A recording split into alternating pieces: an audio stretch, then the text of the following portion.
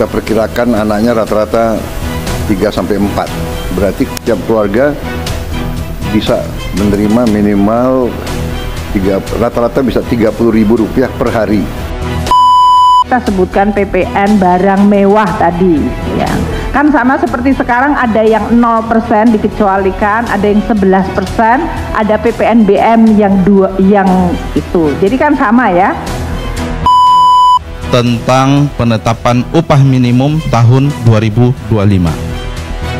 Sebelum adanya arahan Bapak Presiden, kami dari Kementerian Ketenagakerjaan sudah melakukan kajian. Jadi jangan setiap tahun kita ribut upah minimum, tapi lupa untuk bicara mengenai upah yang di atas upah minimum yang sesuai dengan produktivitas.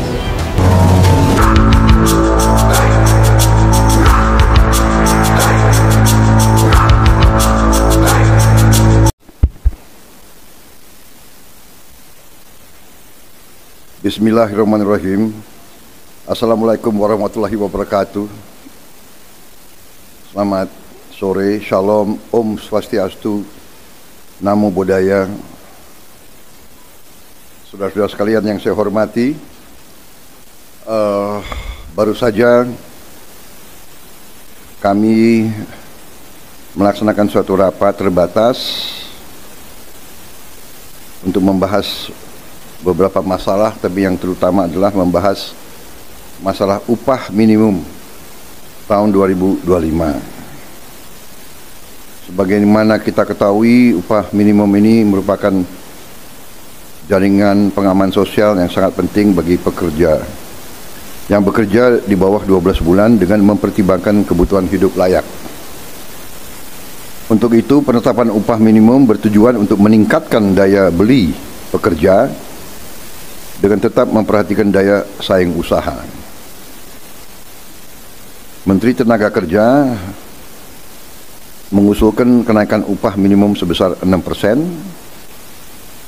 Namun setelah membahas juga dan melaksanakan pertemuan-pertemuan dengan pimpinan buruh, kita ambil keputusan untuk menaikkan rata-rata upah minimum nasional pada tahun 2025 sebesar 6,5%.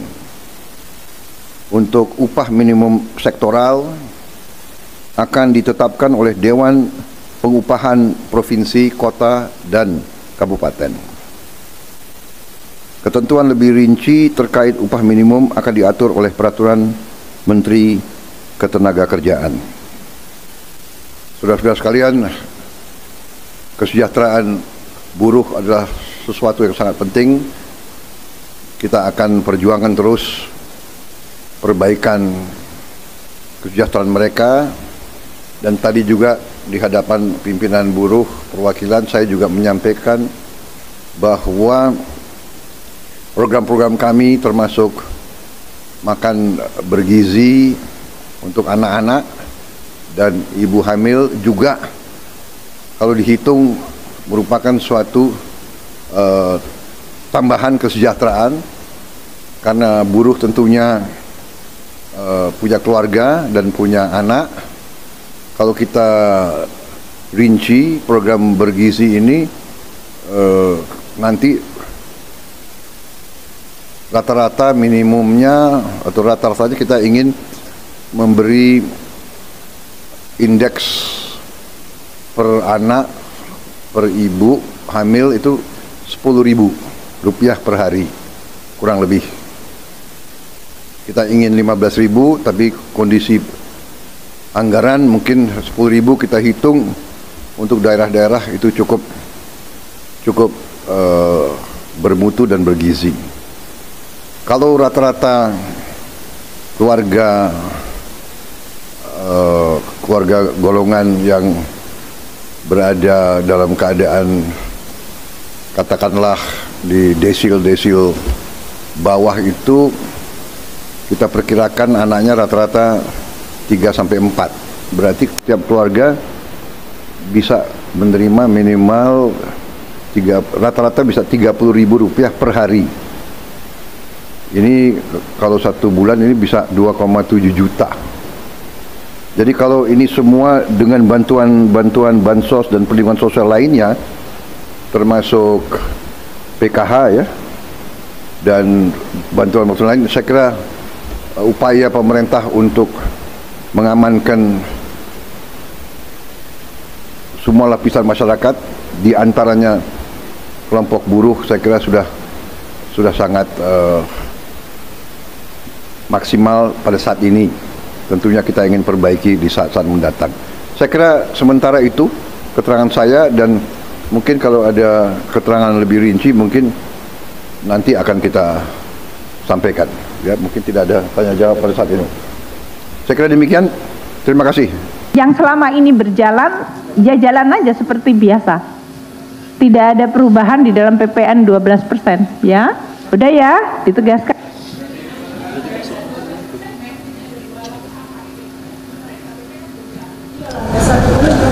Technicalities nanti Pak Suryo, kan kita sebutkan PPN barang mewah tadi, ya. Kan sama seperti sekarang ada yang 0% dikecualikan, ada yang 11%, ada PPNBM yang itu. Jadi kan sama ya. Tapi kalau Anda mengatakan multitarif atau enggak, kita tetap dengan undang-undang HPP gitu. Yaitu single tarif 12 untuk barang mewah. Yang lainnya berarti tetap di 11%. Kalau upah itu adalah struktur di atas atau upah di atas upah minimum. Jadi kalau perusahaan memberikan kenaikan upah itu tidak hanya upah minimum saja, tapi juga ada pekerja yang di atas upah minimum. Upah minimum kan hanya untuk pekerja 0 sampai 1 tahun. Tapi di atas 1 tahun kan ada kenaikan sendiri yang diatur sesuai dengan policy masing-masing perusahaan. Nah, jadi kita mendorong, jadi jangan setiap tahun kita ribut upah minimum, tapi lupa untuk bicara mengenai upah yang di atas upah minimum yang sesuai dengan produktivitas. Jadi kalau perusahaannya produktivitasnya bagus, kemudian kondisi perusahaannya bagus, ya silakan dipartit untuk mendapatkan upah yang lebih tinggi daripada upah minimum. Itu distandarisasi atau bagaimana? Tidak distandarisasi, harus masing-masing perusahaan yang harus membangun sistemnya, dan base-nya adalah sosial dialog. Jadi demokratisasi itu harus dimulai dari level perusahaan. Kalau gitu berarti upah minimum tetap ada? Upah minimum tetap ada, tapi lebih dari itu sebaiknya diakomodasi melalui struktur upah masing-masing perusahaan, karena yang paling tahu maju mundurnya perusahaan itu adalah bipartit perusahaan itu, manajemen perusahaan tersebut dan serikat pekerja di perusahaan tersebut. Tidak bisa distandarisasi secara nasional. Sebenarnya spirit itu yang kita sampaikan. Saya rasa teman-teman serikat pekerja juga sepakat untuk hal ini. Dan ditegaskan angka ini di atas UMP. Di atas upah minimum. Jadi di atas upah minimum. Terkait tentang Peraturan Menteri Ketenagakerjaan nomor 16 tahun 2024 tentang penetapan upah minimum tahun 2025. Menindaklanjuti arahan Bapak Presiden Prabowo Subianto terkait penetapan upah minimum tahun 2025 dan putusan Mahkamah Konstitusi nomor 168/PUU/21 2023 pada hari ini 4 Desember 2024 telah terbit dan diundangkan Peraturan Menteri Ketenagakerjaan nomor 16 tahun 2024 tentang penetapan upah minimum tahun 2025. Sebelum adanya arahan Bapak Presiden, kami dari Kementerian Ketenagakerjaan sudah melakukan kajian, sudah melakukan konsultasi publik dengan melibatkan perwakilan organisasi pengusaha dan serikat pekerja atau serikat buruh melalui LKS Tripnas dan Dewan Pengupahan Nasional melalui proses meaningful participation. Rata-rata kenaikan upah minimum nasional tahun 2025 sebesar 6,5%, baik pada tingkat provinsi maupun kabupaten atau kota. Gubernur wajib menetapkan upah minimum sektoral provinsi dan gubernur dapat menetapkan upah minimum sektoral kabupaten atau kota. Upah minimum sektoral atau UMS ditetapkan untuk sektor tertentu yang memiliki A. karakteristik dan risiko kerja yang berbeda dari sektor lainnya, dan poin B. tuntutan pekerjaan yang lebih berat atau spesialisasi yang diperlukan. Sektor tertentu harus tercantum dalam klasifikasi baku lapangan usaha Indonesia dan direkomendasikan oleh A. Dewan Pengupahan Provinsi kepada Gubernur untuk penetapan upah minimum sektoral provinsi. B. Dewan Pengupahan Kabupaten atau Kota kepada Gubernur melalui Bupati atau Wali Kota untuk penetapan upah minimum sektoral kabupaten atau kota. Nilai upah minimum sektoral provinsi harus lebih tinggi dari nilai upah minimum provinsi, dan nilai upah minimum sektoral kabupaten atau kota harus lebih tinggi dari nilai upah minimum kabupaten atau kota. Upah minimum sektoral tahun 2025 dihitung oleh Dewan Pengupahan Provinsi untuk upah minimum sektoral provinsi, dan Dewan Pengupahan Kabupaten atau Kota untuk upah minimum sektoral kabupaten atau kota. Nilai upah minimum sektoral didasarkan atas kesepakatan Dewan Pengupahan Provinsi untuk upah minimum sektoral provinsi dan kesepakatan Dewan Pengupahan Kabupaten atau Kota untuk upah minimum sektoral kabupaten atau kota. Poin selanjutnya, upah minimum provinsi tahun 2025 dan upah minimum sektoral provinsi tahun 2025 ditetapkan dengan keputusan gubernur dan diumumkan paling lambat tanggal 11 Desember 2024. Upah minimum kabupaten atau kota tahun 2025 dan upah minimum sektoral kabupaten atau kota tahun 2025 ditetapkan dengan keputusan gubernur dan diumumkan paling lambat tanggal 18 Desember tahun 2024. Upah minimum provinsi tahun 2025, upah minimum sektoral provinsi tahun 2025, upah minimum kabupaten kota tahun 2025, dan upah minimum sektoral kabupaten atau kota tahun 2025 yang telah ditetapkan mulai berlaku pada tanggal 1 Januari 2025. Kami harap kiranya semua pihak dapat melaksanakan kebijakan penetapan upah minimum tahun 2025 yang sudah mempertimbangkan daya beli pekerja dan pertimbangan terkait dengan daya saing usaha. Selanjutnya, kami akan melakukan sosialisasi kepada para gubernur, bupati, wali kota, kepada kepala dinas yang membidangi ketenaga kerjaan dan seluruh stakeholders lainnya. Akhir kata, kami dari Kementerian Ketenagakerjaan mengucapkan terima kasih kepada semua pihak yang sudah banyak membantu hingga terbitnya peraturan Menteri Ketenagakerjaan ini. Saya mulai dari kementerian yang membantu, Kementerian Hukum, Kementerian Kemenko Perekonomian, kemudian Kementerian Hukum, kemudian Mensesnek, Mensekap, kemudian Kementerian Perindustrian karena kita ada harmonisasi, ada BPS juga yang membantu, kemudian tentu teman-teman dari LKS Tripartit dan Dewan Pengupahan Nasional. Demikian yang bisa kami sampaikan. Terima kasih. Silahkan kalau ada pertanyaan.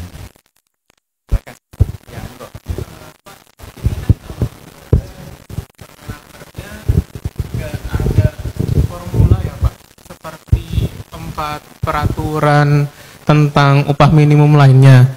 Kalau boleh tahu, angka 6,5% itu cara ngitungnya tuh dapat dari mana ya Pak? Soalnya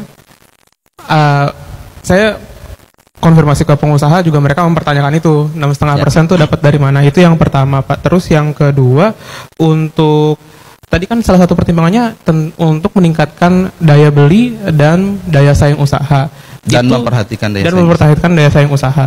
Itu idealnya dari pemerintah pasti udah mensimulasikan kalau 6,5% ini daya saing usaha tuh akan seperti apa di tahun ini.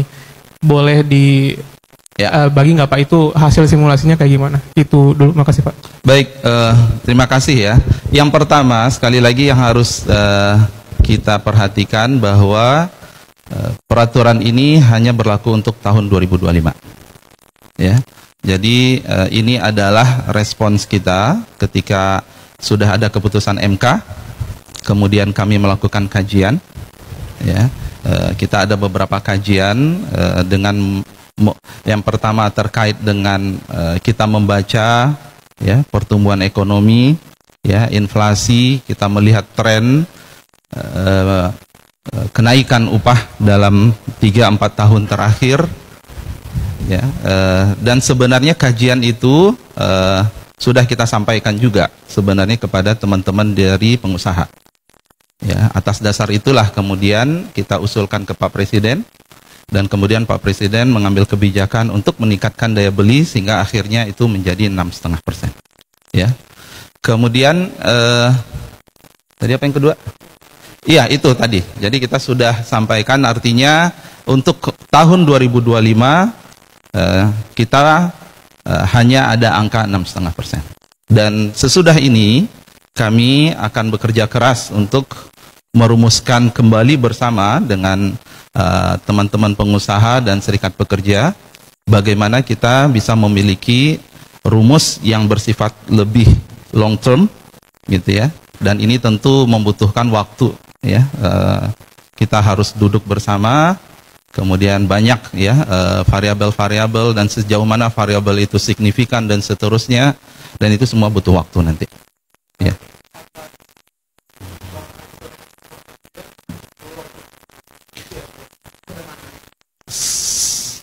Kan saya sampaikan tadi, proses ini panjang sebenarnya. Jadi dari poin tadi, ya, sebelum kita bertemu Pak Presiden kan artinya beliau kan ingin mendengar kajian dari kami. Dan kita sudah lakukan itu cukup panjang. Jadi ada kajian terkait tentang ekonominya, ada kajian kita memaknai MK itu secara hukum seperti apa, sehingga itu yang kita sampaikan kepada beliau. Ya. Oke, satu Ibu Pak, yang kacamata. Selamat sore Pak, izin mau menegaskan saja Pak tadi, berarti kenaikan yang 6,5% ini dipukul rata untuk seluruh wilayah Indonesia ya Pak kenaikannya. Sama yang kedua Pak, untuk bagi perusahaan yang tidak sanggup membayar kenaikan UMP ini, apakah ada prosedur lanjutan atau seperti apa? Ya seperti itu, terima kasih Pak. Baik, 6,5% berlaku rata, ya, provinsi, kota, kabupaten, dan beberapa waktu yang lalu kami sudah bertemu juga dengan Apindo. Sekali lagi saya sampaikan, kami sangat paham bahwa ada perusahaan yang mungkin akan mengalami kesulitan finansial, dan kita sedang membentuk tim join bareng dan dibantu oleh Kementerian Ekonomi, ya, Menko Ekonomi, bagaimana treatment spesifik untuk industri-industri yang mungkin akan memiliki kendala nanti dalam penerapan UMP ini. Dan kita masih punya waktu karena penerapannya itu nanti kan 1 Januari 2025. Ada banyak option sebenarnya, mulai dari kita melihat dari hulu sampai ke hilir, tapi saya belum sampaikan sekarang, tapi message-nya udah kita sampaikan kepada Apindo, dan pilihan-pilihan intervensi itu nanti kita harus matangkan lagi bersama. Dan sekali lagi saya katakan kita masih punya waktu untuk menyelesaikan itu. Pak mau nanya, Pak Angela dari bisnis mau nanya Pak, ini kan penetapannya 6,5% gitu. Kenapa nggak 5? Kenapa nggak sekalian 20% gitu Pak? Pertimbangan Kemenaker apa? Kemudian Pak, pengusaha juga mengusulkan agar ada opsi lain begitu Pak. Misalnya untuk perusahaan yang belum mampu buat naikin upah untuk ada penundaan seperti itu. Nah itu respon dari Kemenaker seperti apa? Kemudian terakhir Pak, Apindo salah satu kalangan pengusaha sempat protes dengan adanya penetapan 6,5% ini. Respon dari Kemenaker juga seperti apa Pak? Terima kasih. Kenapa 6,5? Tadi saya katakan itu adalah sebuah proses yang panjang. Tadi kita ada kajian terkait tentang ekonominya, hukum dan seterusnya, dan kami sudah sampaikan kepada Apindo, ya, dan mereka ya mereka minta penjelasan. Ini datangnya dari mana, kita sudah sampaikan itu. Dan dari awal sebenarnya challenge kita itu adalah tadi mengidentifikasi beberapa jenis industri yang memang mungkin akan mendapatkan masalah ketika kenaikan. Saya bilang mungkin ya. Nah, ini yang menjadi concern mereka dan ini juga concern kami, pemerintah. Makanya saya katakan tadi, kalau dipukul rata kami paham pasti ada yang kemudian mendapatkan masalah. Sehingga inilah nanti kita masih punya waktu untuk memberikan treatment yang sifatnya khusus. Nah, dan ini melibatkan lintas kementerian, ya, termasuk juga ada ya lembaga-lembaga yang terkait dengan ketenagakerjaan. Dan ini kita sedang koordinasi bersama Menko Ekonomi, ya, sama timnya. Karena kalau kita berbicara UMP, titik temunya itu memang ya itu sesuatu yang ya harus benar-benar kami pemerintah bisa mencari sesuatu yang tadi bahasa kami adalah bisa meningkatkan daya beli pekerja dan kemudian tetap memperhatikan daya saing usaha, gitu ya. Ya, dan itu adalah hasil terbaik trade off yang kita usulkan. Silakan. Ya. Halo Pak, saya Nabila dari Tempo. Mau tanya Pak, tadi Bapak nyinggung soal pembentukan tim ya, untuk pelaku usaha yang tidak mampu membayarkan upah setelah kenaikan ini. Nah itu timnya terdiri dari siapa aja Pak, dan itu kapan akan dibentuknya, sama apakah itu Satgas PHK yang diumumkan oleh Pak Menko Erlangga? Terima kasih. Ya, itu tim yang memang beda. Ya, jadi timnya berbeda. Kalau Satgas PHK itu kita masih perlu matangkan, karena itu lebih besar lagi. Itu perlu melibatkan Kementerian Perindustrian, Perdagangan dan seterusnya. Kalau ini lebih spesifik treatment untuk pelaku usaha yang memang saat ini kesulitan finansial. Sehingga kalau penerapan UMP itu sekarang, maka mereka ya bisa jadi tidak mampu. Dan itu lebih lingkupnya di bawah Kemenko kami, gitu ya. Dan kita dengan Apindo kita mencoba mencari ya, bagaimana kita ya, bisa membantu mereka. Option itu banyak ya. Kalau dulu ada pilihan macam-macam gitu ya. Nah, sekarang ini kita sedang coba cari nanti. Ya. Terakhir ya. Dua lah boleh. Nah. Yang belum. Ya boleh. Silakan nanti 1 2 3 ya. Oke. Ya. Oke. Saya Nabila Pak dari Tirto, mau tanya untuk kenaikan upah di 6,5% di 2025 ini tuh ada kemungkinan bisa naik di atas itu nggak ya, atau cuman tok di 6,5 itu aja Pak? Mohon penjelasannya, makasih. Ya, UMP itu 6,5%. Jadi masing-masing provinsi bisa menetapkan upah sektoral dengan kriteria tertentu yang sudah kami sampaikan di peraturan menteri tersebut, dan itu mengacu kepada keputusan MK. Ya. Ya. Ini sebentar. Mbak yang sebelah ini. Ya, silakan. Ya.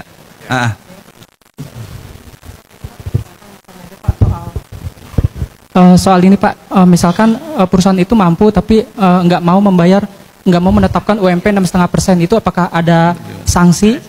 Terus yang kedua Pak, soal tadi Bapak menyebut soal ini kan aturan untuk saat ini 2025, untuk tahun kedepannya akan dirumuskan. Apakah itu nanti bentuknya PP revisi PP 51 2023 atau bagaimana Pak? Yang rumusan untuk tahun-tahun selanjutnya. Ulang lagi yang terakhir tadi apa? Yang kan kalau yang UMP tahun ini kan Permenaker aja ya Pak ya, rumusannya. Nah tadi Bapak menyebut akan merumuskan aturan soal biar ada aturan ini biar formulasi terus menerus gitu Pak. Ini apakah revisi dari PP 51 2023 atau bagaimana Pak? Terus terus satu lagi Pak, yang ketiga, misalkan ada pengusaha ingin menggugat Permenaker ini ke MA, mungkin gimana Pak respon dari Kemenaker? Yang pertama tadi, jika ada perusahaan yang tidak menerapkan UMP 2025 gitu ya, ini tentu mekanisme perundang-undangan berlaku gitu ya, dan kami memiliki juga pengawas ketenagakerjaan, sehingga nanti kalangan pekerja atau buruh bisa ya melaporkan kepada pengawas ketenagakerjaan dan kemudian kita memiliki mekanisme perundangan untuk menindaklanjutinya. Ya, jadi sekali lagi upah minimum ini adalah wajib untuk dilaksanakan ya untuk pekerja dengan masa kerja 1 tahun ke bawah. Kemudian yang kedua, ke depan kita belum tahu gitu ya. Kami bentuk regulasinya itu tentu minimum Permenaker, tapi kemudian dia bisa dalam bentuk regulasi yang lebih tinggi. Ya, seperti PP dan seterusnya ketika memang ini masih prosesnya cukup panjang ini nanti gitu ya. Tergantung lingkupnya. Kalau cuma upah minimum tentu enggak. Kita punya sekian banyak PR regulasi yang dibatalkan MK, dan itu kalau kita gabung itu bisa nanti sebenarnya mengarah kepada sebuah undang-undang ketenagakerjaan yang baru. Mengarah ya ke sana. Tadi respon dari Apindo, ya tentu concern dari mereka kita sangat pahami.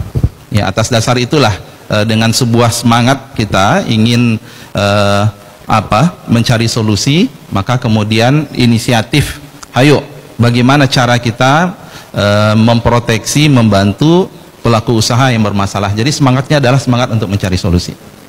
Ya. Oh iya, kalau akan di apa? Ada mekanisme. Iya, kalau ada mekanisme JR ya kita hargai itu sebagai ya sebagai sebuah hak yang dilakukan oleh siapa saja. Baik teman-teman, terima kasih semua. Ya, ini juga bantuan dari teman-teman kesabaran ya. Terima kasih.